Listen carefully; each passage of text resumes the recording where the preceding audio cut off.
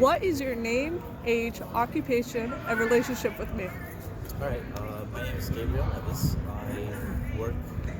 I'm 22, and I work as a flight dispatcher, which means I dispatch planes.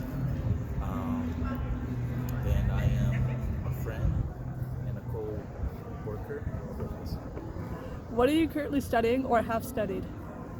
I'm currently studying pilot professional technology in terms of classes, engineering systems, airport planning and design, honors seminar on sociology.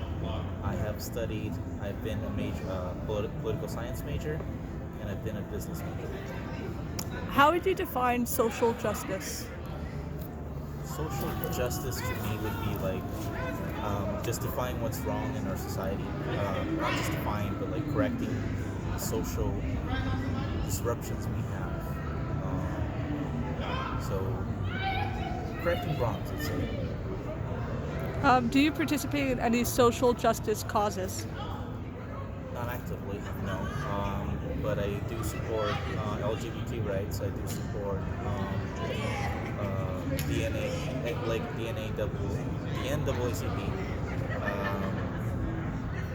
I am a poet, so I support writing and free speech. And yeah.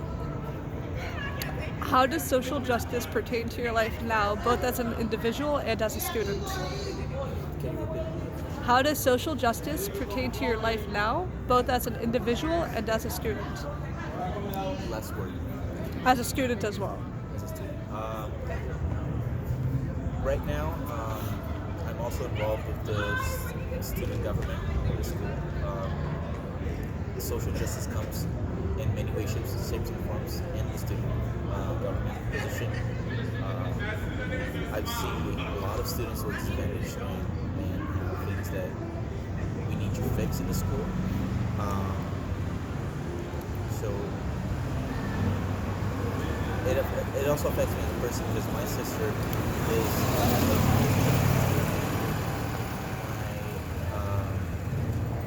I'm not religious, so that whole religion not religion thing, the discrimination of non-religious people is something that I deal with as well. So I'd say social justice is pretty active. How do you think social justice is different today than it was 100 years ago? Well, that's a loaded question. I'd say that right now we're dealing with not minor, but less intense things. Back 100 years ago, women couldn't vote. Women were barely a person at all. The whole idea of LGBT was completely off the book. We were dealing with slavery. We were dealing with a lot. Like racism was not rampant. Racism was part of the system. And in some ways it still is today. It's just not legalized. It's not clear. So I'd say that today we're battling things that were made illegal, the discrimination, the homophobia, etc. But they're still rampant in the system. I think we're still battling the same issues. They're just different. If America didn't have social justice causes, how do you think it would be? First.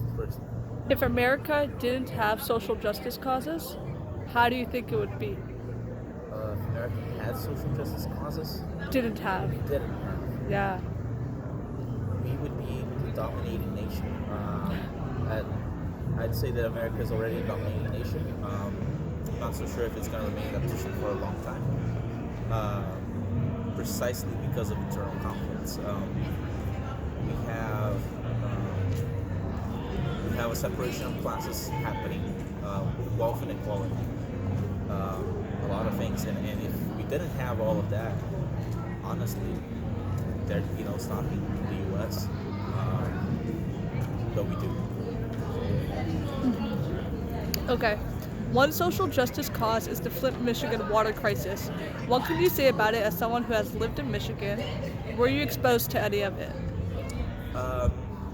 I believe the water crisis happened a little bit after I left Michigan. so you didn't get to experience being in Michigan for a water crisis. However, Flint is a major, I believe it's black community. It's mainly composed of black individuals. And in Michigan, it's still very much divided. I used to live in a neighborhood called, a city called Clawson, but it's a very tiny city. I'd say 13,000 people live there. And the racism was very clear. Whenever we went, I played football. Whenever we played against Clemson and I forgot the other school, but they're in black neighborhoods. Whenever we played against them, my teammates would they would say racial slurs, even though we had black teammates. So I believe that the water crisis is compounded on that racism that is still happening in Michigan. I don't think they're going to solve that soon, mainly because it's black. According to the Associated Press timeline, the beginning of this issue was in April 2014. Flint wanted to save money and started to get their water from the Flint River instead of getting their water from Detroit, as they previously would. This was supposed to be temporary. Immediately, residents complained about the taste, smell, appearance, and their health concerns were raised since people were experiencing rashes and hair loss amongst the other problems. How does this make you feel in terms of safety precautions in general and the fact that this was 5 years ago and still happening? I don't know if you're aware, but all bridges, like most bridges in the U.S., are underfunded, so there's very little bridge maintenance.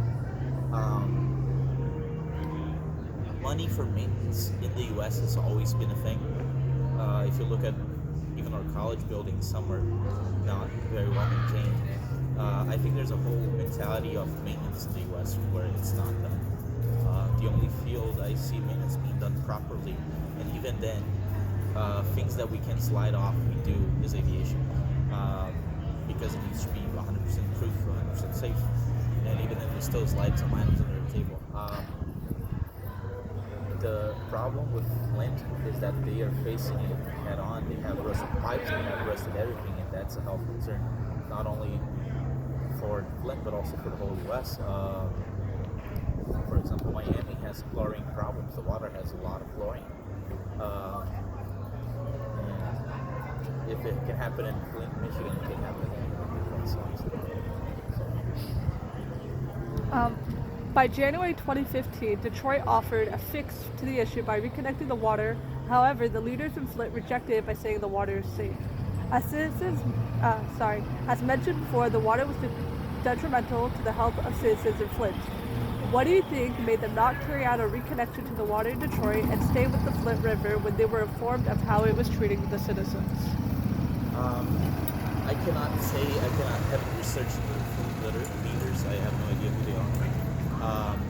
But if they said it was safe, then they're clearly lying. In my limited view, of course. There may be underlying issues with connecting to Detroit, maybe the dependency and money and expenditure. In government, you're always trying to balance budget and things like that. So I don't know how far you would go to balance a budget. And clearly, if that's the case for Flint, they're spending the citizens' health to save money. I believe that the issue is not the water connecting to Detroit. It's an underlying issue that I do not have access to. I have some artwork from Gretchen Pruitt titled Lead Exposure. I'm going to show it to you, okay? And I want you to tell me what you think these images represent, and does anything catch your eyes? So these are...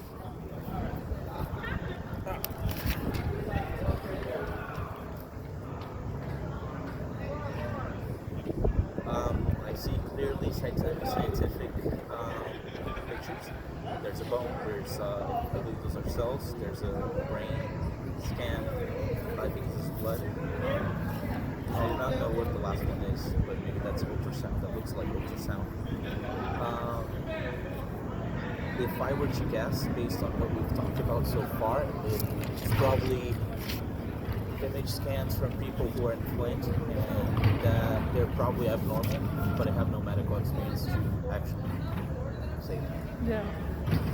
Yeah. This was created 2 years ago after the water crisis began. How do you think this timeline of it starting in 2014 and having this sort of artwork in 2016 affects the citizens in Flint and other citizens in America who are being exposed to this issue? I would say that without clear context, it would not evoke very strong feelings. The American society is conditioned to outrageous claims and sensationalist media to the point that if it's not well defined what those images are, I don't think it would matter much. Because even if you consider that 5 years later, we talk about Flint, Michigan not having water, people suffering, hair loss, mental, like everything. People still don't care. President Trump, I don't. His take on the issue was that it's a local issue, not a federal issue, and he is very much correct. Although the way he presented on that, it lacked. There was a complete lack of empathy from the person who supposedly cares for all Americans. So if that person who holds the highest office in the U.S. does not care, I'm pretty sure the average citizen does not care. At the time of this event, President Obama was in office. Do you know of anything he did in order to assist the water crisis? The same way as President Trump dealt with it, it's not a federal issue, it's a local issue. President Obama could only offer words of advice. And he could intervene as well as President Trump can intervene, but that would set precedents for every small town in America to request federal aid for water issues, for health issues, for things like that. And while we do have a big budget, we spend most of that in social care and military on the federal level. I don't think we have that much money for discretionary spending. I think we have 50% of the budget for discretionary spending. We can't fix every small town. In President Obama's visit to Michigan, he says a speech to the citizens about the water crisis. Within that speech, he asks for a cup of water. While this is a simple request, it takes him a while to get the water. Do you think this strengthens the issue, or what are your thoughts on this? Can you repeat the question part? I got you. Yeah. Do you think this strengthens the issue, or what are your thoughts on it? I believe as President Obama is someone that I really like for his usage of soft power. I don't like him as a person. I believe that things he did and as internationally were a bit of a problem, but he used soft power very well, and that is a clear use of it. He's requesting water in a place that has water crisis to bring attention to the issue, and that's amazing. Can you repeat the second? Yeah, it's just what are your thoughts on it and strengthens the issue? I believe that he did something that he uses power correctly. He uses power to the best of his ability at that moment. In the same speech, President Obama mentions Little Miss Flint.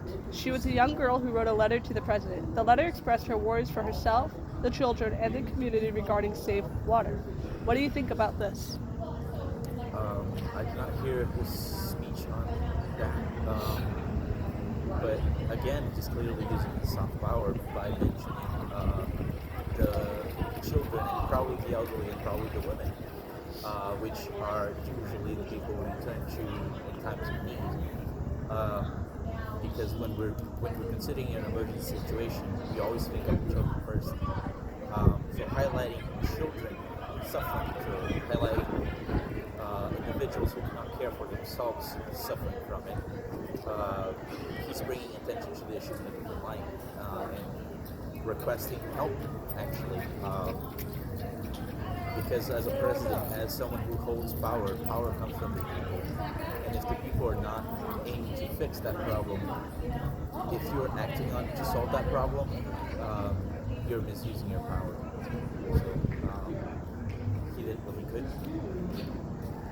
Do you think this adds to the problem of the water crisis, the Little Miss Flint? If she adds to the problem, could you clarify? Like the fact that a little girl has to write this letter, how much do you think? Yeah, no, absolutely. The fact that children are aware of the issue is clear that the issue is big. You don't hear children talking about anything other than common films that are out in movies, toys, plays, and things that you did in school. If they're talking about an issue, it's because it's a big issue. I can't imagine my 6-year-old cousin coming out to me and say, "Hey, I believe that our economy in Brazil is very bad." She has no idea, and she should have no idea of that, even though it's information. Right. A lot of people are pointing fingers to blame. Some say it's the environmental regulators. Others lean towards the political side, saying it's their fault. It has come to this. What is your take and why? It's everyone's problem. It's everyone's fault. It's the residents' fault for not changing plumbing when they move in, and maybe they don't have the money for that. If they don't have the money for that, it's the regulators' problem for not having. Not the political leaders' problem for not having enough infrastructure for the town, jobs and social care, and it's very much the regulators' problem. Their job is to regulate and make sure that the plumbing is correct. If they're not doing that, what are they doing? According to the Associated Press timeline, the Michigan Civil Rights Commission issues a report that finds a systematic racism going decades back is at the core of the problem that caused the water crisis in the majority black city of Flint. What do you think about this claim? Very much correct. Yeah, we've systematic. Like, we used to have redlining. Flint, Michigan is probably one of the redlined areas. So much so that the pipes are bad. There was no investment on that area probably, and probably no loans either. So people that own houses in Flint, Michigan probably bought it out of their own money without loaning. They probably didn't have money to fix it. Do you know about the progressive era? Define. The progressive era when, like, in history, of like people started making movements and like civil rights and. I might know about it, but not with those terms. Would you know the goals of the progressive era? I would say that if you're talking about the civil rights movement, and that they probably aimed at fixing not the apartheid, actually, that's in South Africa. The separation of whites and blacks, the whole buses for whites, buses for blacks, separation in schools, separations in sports, everything. So one of the goals was to unite the Americans, unite American people for a common society. And what did they feel the government should do to assist citizens? Literally unite the citizens. Right. It's their job to have infrastructure for all, help and water for all. It's in the Constitution. The Constitution does not really express water, but it does express the general welfare of citizens. And what is water if not? Taking this back to the Flint water crisis and everything we discussed, how does the progressive era and the movements correlate to the water crisis? You would see movements for water in Flint because it's caused by racism, it's caused by poor leadership, and the systematic oppression. People in America do not care about Flint. Why do people in America not care about Flint? Because they're black. They're a small town. We don't care about small town Flint. It's just as true. Michigan Flint was a center for the car industry dating back to the 20th century. Cars were an important progress within America's time then. In general, how do you think cars changed the lives of Americans? The whole focus on cars in America destroyed the American lifestyle. what you would see in movies, in literature, and newspaper articles, anything that you could get from the 20s here in America. It would be tight communities. It would be kids playing baseball with their parents and see schools, all that atomic era propaganda, the American dream, the American lifestyle. That is gone. That is completely gone. We are separated by interstates. We're separated by highways. You don't go anywhere without driving. Even the thought of, if I wanted to go to a store that's maybe a mile down the road, I'd take my car. I wouldn't walk, and that's bad. That's bad because I know in Brazil I would walk. I know in South America we would walk, and I know people in other places, especially in Europe, would walk. Cars in America have changed us as a society and definitely contributed to the problem. If you don't walk, you don't see your surroundings. You're just in your car from A to B. For example, the very place we're sitting for this interview, I don't think, honestly, not that many people stop by and sit here. They're just little rocks in a way. And they probably do not know the meaning of this, and I don't know the meaning of this. It looks like it could be a clock, but I don't think it's a clock. People don't stop to look at things anymore. And I think cars are very much different. What would you do if you were able to do something about the Flint water crisis? I get new pipes. Crowdsource, petition to the local government, have them change it, and if they don't change it, stop the city. Make the city not profitable. If the problem is still there, there are people living there, it's because they have no other option, or the city is still viable as a city. I know that Flint has a University of Michigan. They have a lot of money. It's a state university. What are they doing? How is the state university contributing to the issue, if at all? Do they have their own water bottles? Why? Honestly, I'd say that it's an issue that it's for the people of Flint to fix and for the people around Flint. And we can't really change Flint if the city is not trying to change. Yeah, like that saying goes, you can lead a water to the river, but you can't make it drink it. People in Flint can definitely not drink the water, so they gotta lead the horse somewhere. Coming to the end of this interview, is there anything you learned? I learned that I gotta research the progressive era.